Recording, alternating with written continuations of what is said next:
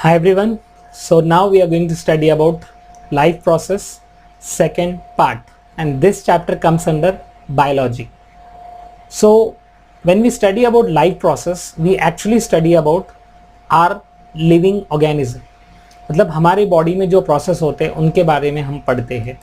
तो इसमें हम पढ़ने वाले कि हमारे बॉडी में रेस्पिरेशन चीज क्या होता है और हमें एनर्जी कैसे मिलता है, और इसके अलावा सेल डिवीजन कैसे होता है.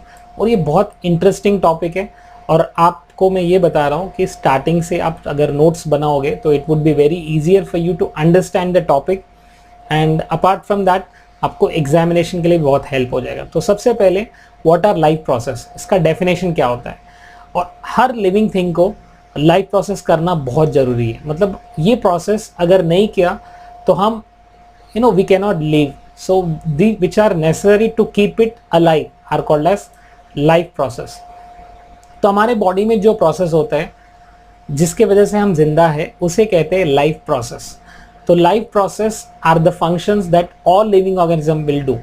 बैक्टीरिया, प्लांट्स, एनिमल्स, फंगस और एनी अदर ऑर्गेनिज्म, जो भी लिविंग ऑर्गेनिज्म है ये सारे फंक्शंस को परफॉर्म करते हैं.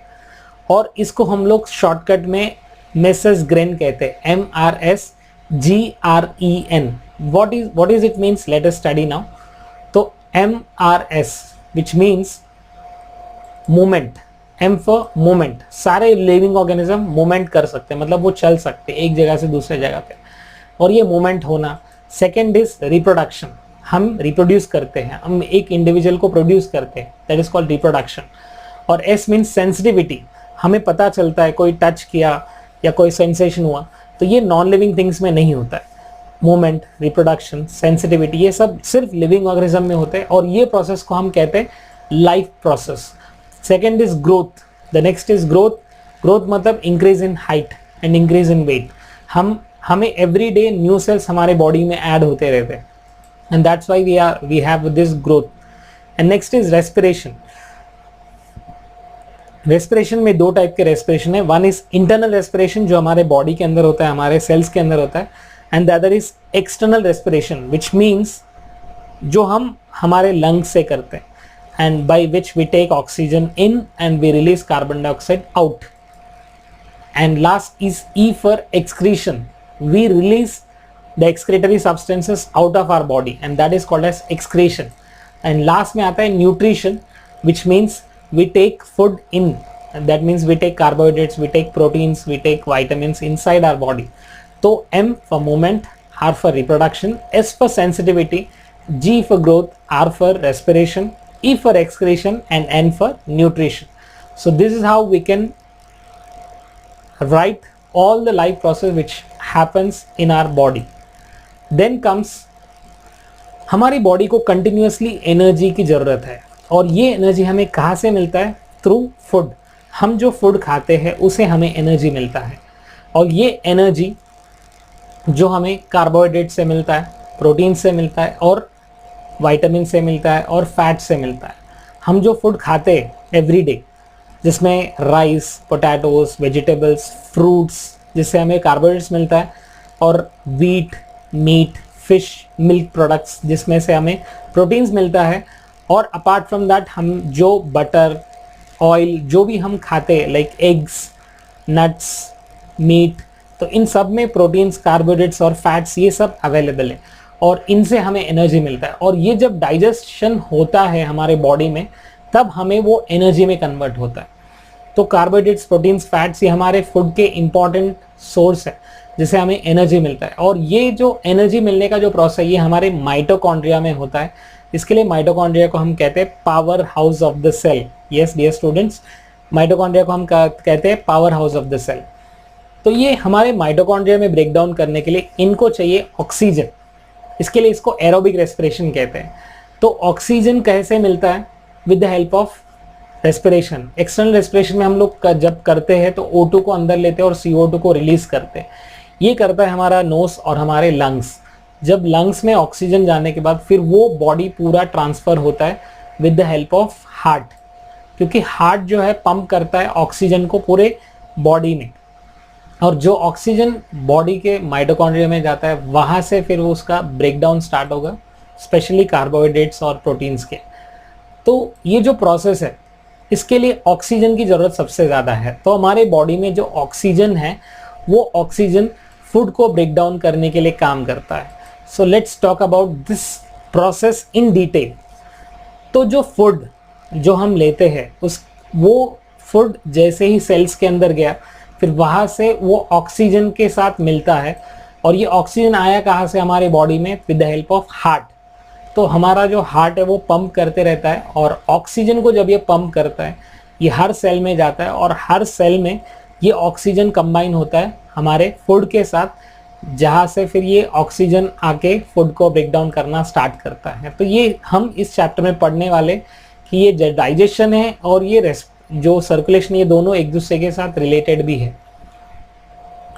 नाउ ये पूरे बॉडी को कंट्रोल करने वाला हमारा नर्वस सिस्टम है। हमारा नर्वस सिस्टम का काम यही है कि हमारे बॉडी में जो प्रोसेस जिसके थ्रू हम एनर्जी, जिसके थ्रू हम डाइजेशन कर रहे हैं, उसको डाइजेशन करने के बाद ऑक्सीजन के साथ उसके कंबाइन करवाना और उसको ब्रेक डाउन करवाना, ये सब काम हमारा नर्वस सिस्टम करता है। और इसके लिए हमारा ब्रेन सबसे ज़्यादा वेल डेवलप्ड ब्रेन है हमारा human brain. Now talking about nutrition, there are mainly two modes of nutrition. One is autotrophic nutrition and the other is heterotrophic nutrition. तो सबसे पहले autotrophs क्या होते हैं? Autotrophs are the organisms which prepare their own food. Auto मतलब self और trophy means preparation. So autotrophs are the one which prepare their own food, and plants को हम लोग autotrophs कहते हैं because plants prepare their own food. And autotrophs are the organism which prepare their own food with the help of inorganic substances. Example है, best example है, sunlight को use करके plants photosynthesis करते हैं, और जो photosynthesis किया जाता है उसे food बनाते हैं, और वो food को insects खाते हैं। तो insects को हम कह सकते हैं heterotrophs। और ये heterotrophs जो है food को वो अपने body से फिर वो दूसरे animals ले लेते हैं, and that is called heterotrophic nutrition। तो ऑटोट्रॉफ्स मतलब they prepare their own food, और जो भी फूड एक्सेस में वो प्रिपेयर करते हैं वो फूड को स्टेम में, लीव्स के अंदर, फ्रूट्स के अंदर स्टोर किया जाता है, so that when ever they need in future वो उस फूड को वो यूज़ कर सकते हैं। तो समटाइम्स जब लाइट, वाटर, जो भी इनऑर्गेनिक सब्सटेंस जो चाहिए फोटोसिंथेसिस के लिए, अगर वो नहीं मिलता है तो वो वापस उसको यूज़ करके वो जो स्टोर्ड किया हुआ फूड है उसको यूज़ करते हैं। The best examples are potato, और ये कैबेज, और ये फ्रूट्स, मैंगो है या बनाना है, या स्वीट पोटैटो है। All these are the examples of stored food, और हम इस स्टोर्ड फूड को खाते हैं एक्चुअली देखा जाता है तो। सो नाउ ये जो एनिमल्स के अंदर न्यूट्रिशन होता है वो कैसे होता है? Animals, all animals are heterotrophs, और ये जो हेटेरोट्रॉफ्स है इनको फूड कहाँ से मिलता है? ये डिपेंड करते हैं ऑन प्लांट्स, क्योंकि ये डायरेक्टली प्लांट्स को खाते हैं जिसके वजह से उनको एनर्जी मिलता है। तो human beings and other animals, we comes under heterotrophs, and we depend upon other animals for our food, for our nutrition. तो एनिमल्स में भी 3 टाइप्स के एनिमल्स हैं, we can say herbivorous, carnivorous and omnivorous. तो herbivorous वो animals है जो directly plants के ऊपर डिपेंड रहते हैं। The organism which feeds on plants are called as herbivorous. Then comes is carnivorous, the animals which depends upon other animals, organism that feeds on other organisms are called as carnivorous, and omnivorous that feeds both on plants as well as animals, इनको कहते हैं omnivorous। और human being omnivorous में आते हैं because human beings जो है carbohydrates, proteins, fats जो चाहिए वो एनिमल्स से भी लेता है और प्लांट्स से भी लेते हैं। So human being eats both vegetables as well as meat, so we comes under omnivorous। Now talking about carbohydrates, ये हमारे बॉडी का सबसे मेन सोर्स ऑफ एनर्जी है जो हमें मिलता है with the help of rice and lot of other food stuff. और हम 1 ग्राम कार्बोहाइड्रेट जब खाते हैं तो इससे हमें मिलता है 4 किलो कैलोरीज ऑफ एनर्जी, और ये हमारे बॉडी में जो माइटोकॉन्ड्रिया है वो इसको प्रोड्यूस करता है।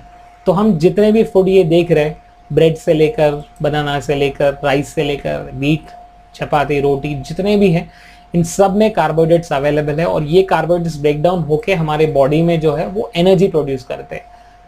सो इन animals and in human beings also there are two types of respiration. The first is external respiration जो हमारे lungs के थ्रू होता है, और दूसरा होता है internal respiration जो हमारे cells के अंदर होता है, वो हमारे माइटोकॉन्ड्रिया के वजह से होता है.